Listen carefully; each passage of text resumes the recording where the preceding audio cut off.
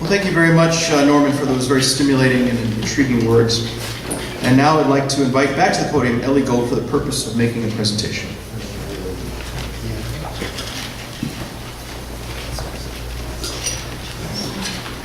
After an introduction like that, it reminds me of a story of a Union League member trying to, sorry, wrong speech. So, once again, I thank everybody for coming and joining us as we honor Herb London, our dear friend. If there was ever a man who personifies the exceptionalism seen in our founding fathers and this nation, it is our friend Herb London. Rarely do you find a man who is so similar to our founding fathers. John Adams once said, I must study politics and war, that my sons may have the liberty to study mathematics and philosophy. My sons ought to study mathematics, philosophy, geography, natural history, naval architecture, navigation, commerce, and agriculture in order to give their children the right to study painting, poetry, music, architecture, statuary, tapestry, and porcelain. While I never actually discussed this with Herb, I would guess that his version of this comment would be, I must study politics and war, education, basketball, music, classic texts, foreign policy, technology, and cultural affairs, so that my children can study business, nutritionists, or nutrition, and television. In a paper that my friend historian George H. Nash wrote for the McConnell Center, entitled Books and Founding Fathers, he describes the love our founding fathers had for the book. In a time that the cost for a book was a small fortune, not to mention the cost for a library, our founding fathers did all they can to amass small libraries. By the time John Adams died, his library had grown to 3,000 volumes. By the year 1783, Thomas Jefferson had a library of 2,460 volumes. Ben Franklin's 4,276 volumes, and by far the least formally educated of their founding fathers, George Washington, back then had 900 volumes. Among those four, they had a combined library totaling 10,816 volumes. What historians fail to mention is they were all written and edited by Herb London. John Adams, when talking about books, he lamented that all this was, quote, only a means, an instrument. Whenever I shall have completed my library, my end will not be answered. The fame, fortune, power, some say, are the ends intended by a library. The service of God, country, clients, fellow man, and say others, which of these lie near my heart? Again, while I never asked Herb, I can safely say that his answer to that question would be the latter, that of service of God, country, clients, and fellow man. In a time where we find schools K through university tending to move away from classical texts for more modern, it was Herb who founded the Gallatin School of Individualized Study to promote the study of great books and classic texts in 1972, and was its dean until 1992. During the turn of the millennium, Herb was asked to write an essay on what he thought to be the most significant accomplishments of the last 1,000 years. Without a doubt, Herb answered the creation of our nation. Without the founding of this nation, all of the significant developments we now enjoy would not have been possible. Talking about American exceptionalism and what we see, there was recently an article, I don't remember where I saw it, probably on MSN when I clicked onto the internet.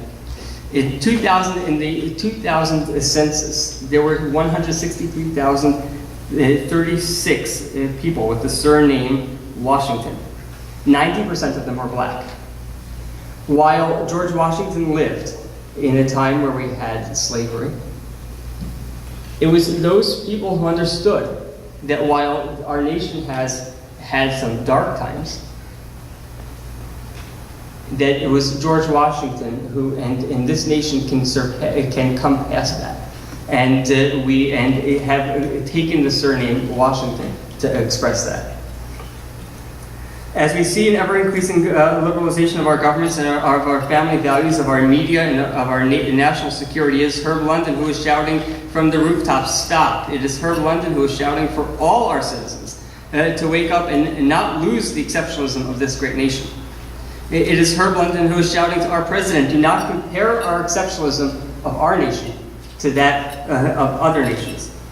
It is our nation that is enabling other countries to shout out in protest of tyrannies that currently persecute them. Some may even say that they learn from our tea parties. If that is true, then could it be the freedom of speech that the citizens of other nations are learning from? Is it our freedom of speech that they're learning from? Mr. Obama, please listen to Herb London.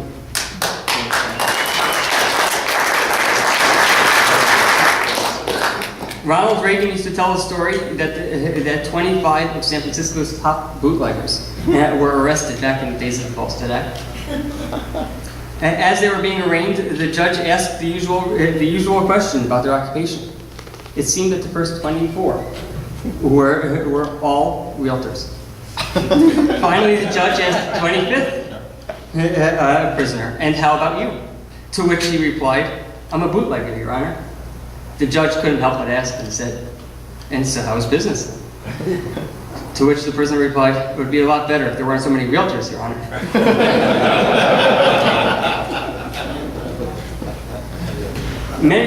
Many times you have, within various different organizations, conservative, liberal, business, non-business, you have competition. And you feel that if I do something and somebody else does it, then it's taking away from my prestige or my organization's prestige. That's not Herb London. In a liberal city like this, one may think it's a crime to be a conservative. But I can safely say that if we were to only have 24 more Herb Londons, this state, city, and country would be a lot better off. With that, I would like to ask Herb to come forward to accept this award.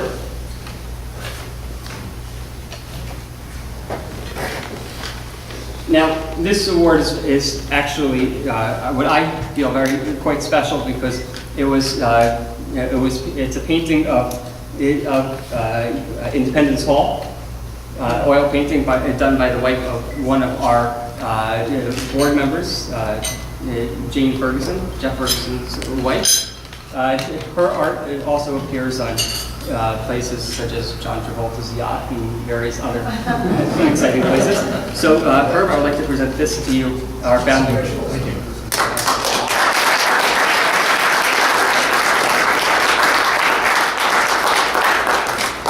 Thank you, Lily.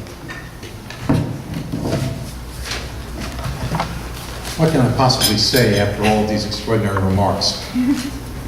I must say I'm embarrassed by the praise. But if there's one thing that I can say, it's that I owe a great deal to every person in this room. Norman Pahorz gave another scintillating address, as he always does, and I'm reminded of the fact that despite my size, I'm a midget who stands on the shoulders of giants like Norman. So I consider myself to be very privileged to be in the company of the people in this room. I'm particularly embarrassed by all the praises I indicated a moment ago. But the painting behind me by Easton Johnson tells a great story. In the first wave in the Battle of Antietam, the Southern troops managed to overcome the Union Army. The drummer boy was wounded in the process. But he said to the captain, I will drum the Union Army to victory. Just put me on your shoulders, and we will march ahead. And indeed they did. I hear those drums all the time. Those drums inspire me. They inspire me just the way my lunches with Roy Murdoch inspire me. It is interesting that Father Rutler made reference to the fact that I'm born on the same day as Michelangelo and Lou Costello. I'm a lot closer to Lou Costello than my friend. And my friend Nigel Innes, he and I have been through many battles.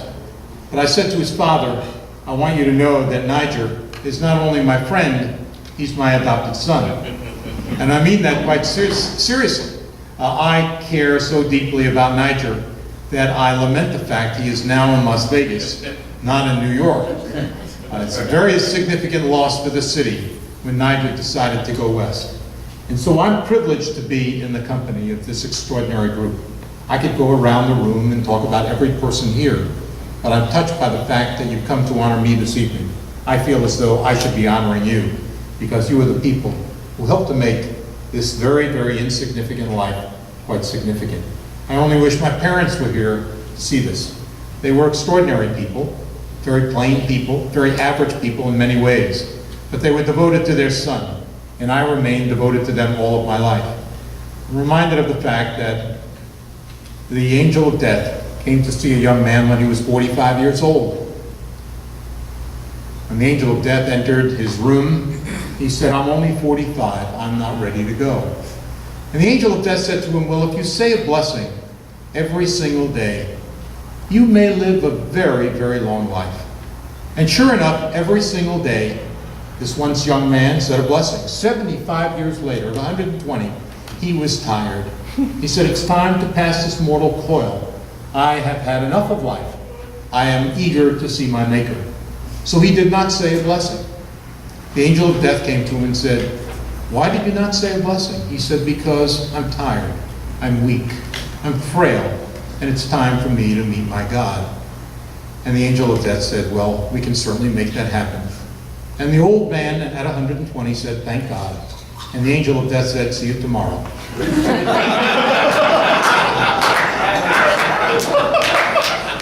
I am here to say that there are many blessings in my life.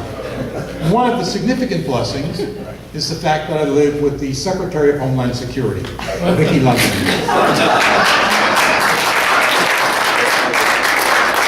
She's an extraordinary influence in my life, the backbone of our family. I may go out and try to save the world, but she takes care of our checkbook. Far more important. Let me make a few serious comments. One sign of the decline of our civilization, as I see it, is the unwillingness of elites to discriminate. The idea of the discriminating man, the one who weighs concerns and assets and has been transmogrified into what is now called the sensitive man, the one who resists all criticism. Of course, arbitrary discrimination, I shouldn't even have to say this, based on superficial concerns such as skin color, should indeed be opposed. But this is rarely the case. We live in an era in which any attempt at judgment is cause for arousal. To suggest that someone isn't smart is verboten. He is merely a product of insufficient education. To argue that someone is unattractive is unacceptable. Everyone is beautiful, even if for some beauty is merely internalized. We live in the age of Lake Wobegon, where everyone is above average. A collapse of judgment has been engineered, and there is scarcely a word of protest about it. Is it because everyone buys into prevailing sentiments? Or is it because so many do not want to be the target of opprobrium? But if discrimination is not possible, if we have been brainwashed into a politically correct analysis of every issue, judgment is not possible. Good and bad, uplifting and degrading have been put into the cauldron of what is acceptable and unacceptable. Moral judgment doesn't apply. Whatever the proposition, discrimination is in retreat.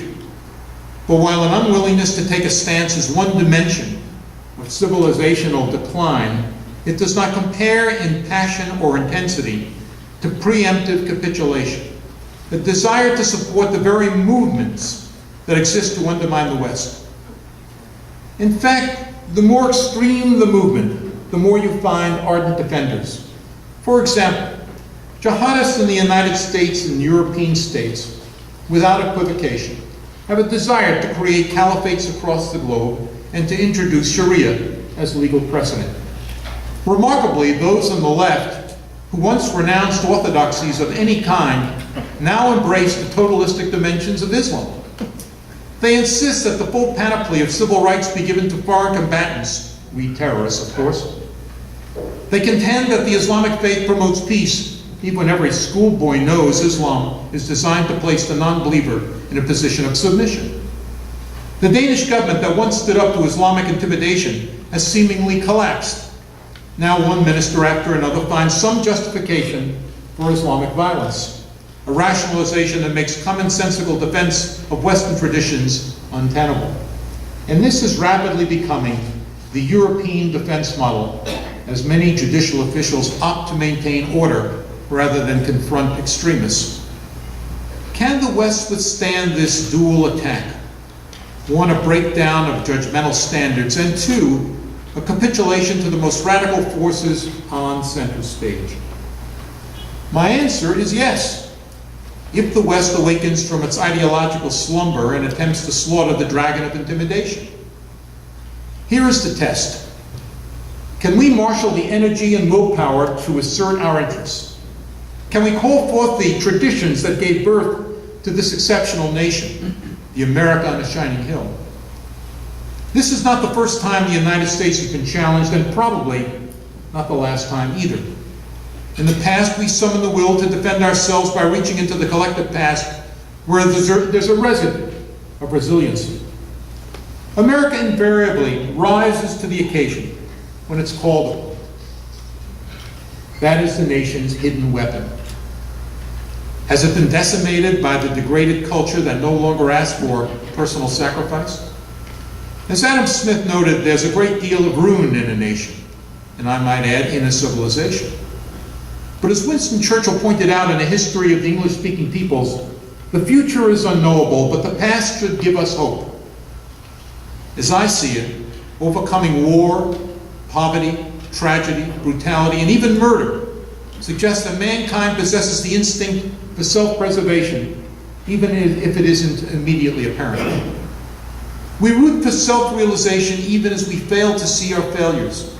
Can history resort to a turning back?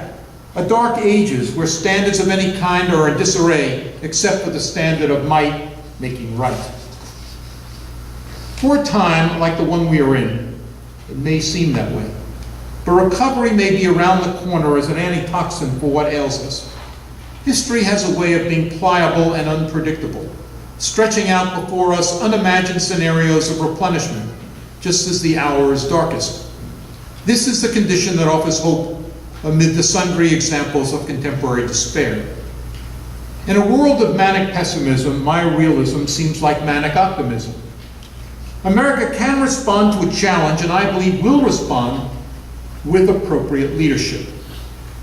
The times call for an assessment of where we stand. In that assessment, I hope the civic religion of accomplishment will be front and center. The worst mistake any analyst can make. In fact, I listened with great interest to my friend Mark Stein this afternoon, who delivered a sterling address, but one that could be delivered by a Cassandra, a belief that there really isn't any hope, that there's kind of terminal decline in our civilization in the West.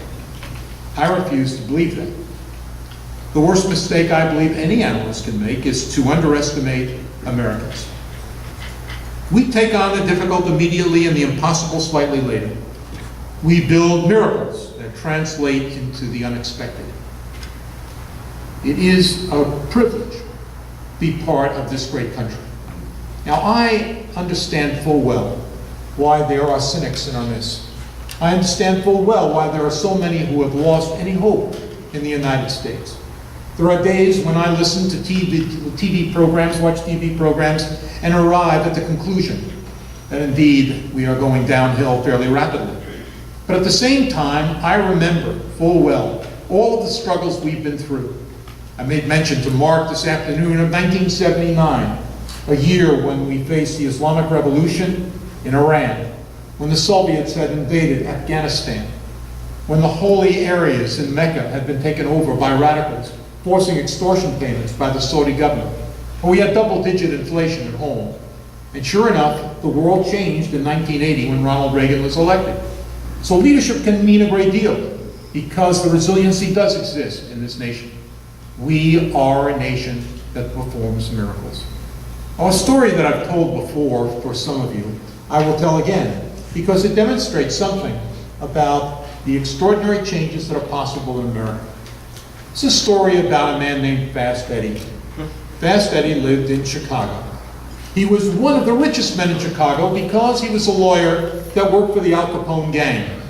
Whenever there was an Al Capone gangster who was arrested for mayhem or even murder, there would be some technicality that Fast Eddie would find and he would be let off. Time after time this happened, leading to extraordinary wealth for this man, Fast Eddie, who built the largest home, a mansion right in the middle of Chicago, right on the Loop. One day, Fast Eddie left his home, and there was a rumor that he was going to see the district attorney to talk about some of the exploits of the Capone gang. A car passed by and filled him with 16 bullets. Fast Eddie died on his own stoop. Fast forward. In World War II, there was a mission in an aircraft carrier out of the Pacific. On this mission was a man named Butch O'Hare. Butch was flying an airplane with a squadron looking for Japanese Zeros. He was up in the air for about 5 minutes and realized he didn't have sufficient fuel to finish this mission. So he called the captain and said, "I've got to return to the aircraft carrier." The captain said, "Please do so." So Butch O'Hare started back to the aircraft carrier and he found 6 Japanese Zeros about to attack the aircraft carrier. He opened up his machine gun, started to fire, used up all of his ammunition, took out 1 Japanese plane. Without any ammunition left, he decided to fly his aircraft into the other Japanese planes. Taking off the tail of one and the wing of the other, 3 planes went down. He managed to limp back to the aircraft carrier. Butch O'Hare won the Navy Cross. A year later, he was killed in the Mariana Islands, probably by friendly fire. He won the Navy Cross, as I indicated, and posthumously won the Congressional Medal of Honor. Those of you who travel to Chicago know Butch O'Hare because the airport is named after him. And between Terminal 1 and Terminal 2 stands Butch O'Hare's great statue. In that statue, it tells about his exploits during World War II in great detail. But the one story that's not told, the story that is really most interesting, is that Butch O'Hare was the son of Fast Eddie. Now, in America, one doesn't know what's going to happen from one generation to the next. That's one of the great miracles of this nation. You cannot know what will happen. As one of my great heroes, Fat Swallow, once said, "One never knows, do one?" Thank you very much.